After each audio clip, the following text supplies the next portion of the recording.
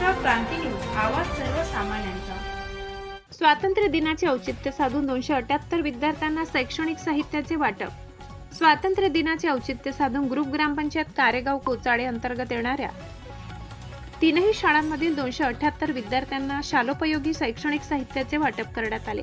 लिंगायत संघर्ष समिती व लिंगायत फाउंडेशन नाशिक यांच्या संयुक्त विद्यमाने हा सामाजिक उपक्रम जिल्हा परिषद ISO शाळा कोचाळे येथे उत्साहात पार पडला। ग्रुप ग्रामपंचायत कारेगाव कोचाळेचे सरपंच मुरलीधर कडू व त्यांचे बंधू वैभव कडू यांच्या प्रयत्नातून या उपक्रमाचे आयोजन करण्यात आले। यावेळी विद्यार्थ्यांना स्कूल बॅग, वह्या, पेन, पेन्सिल, कंपास पेटी, पाण्याची बाटली आदी शैक्षणिक साहित्याचे वाटप करण्यात आले।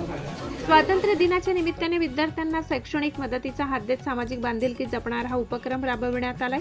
कार्यक्रमाला लिंगायत फाउंडेशनचे संस्थापक अनंत ददने, लिंगायत संघर्ष समितीचे अध्यक्ष संदीप झारेकर, चिटणीस सुधीरजी भुसारे, समितीचे सदस्य तसेच मोखाडा तालुक्याचे माजी सभापती प्रदीप वाघ, किनिस्ते गावचे सरपंच योगेश दाते, सदस्य हनुमंत फासाडे यांची प्रमुख उपस्थिती होती। तसेच कोचाळे शाळेचे मुख्याध्यापक दिनकर फसाडे, शिक्षक राजाराम जोशी यांच्यासह विद्यार्थी, ग्रामस्थ मोठ्या संख्येने उपस्थित होते। या उपक्रमामुळे विद्यार्थ्यांच्या चेहऱ्यावर आनंदाचे हास्य फुलले। ग्रामीण व आदिवासी भागातील विद्यार्थ्यांना शैक्षणिक साहित्य उपलब्ध करून देत त्यांच्या शिक्षणाला प्रोत्साहन देण्याचा हा उपक्रम कौतुकास्पद ठरलाय।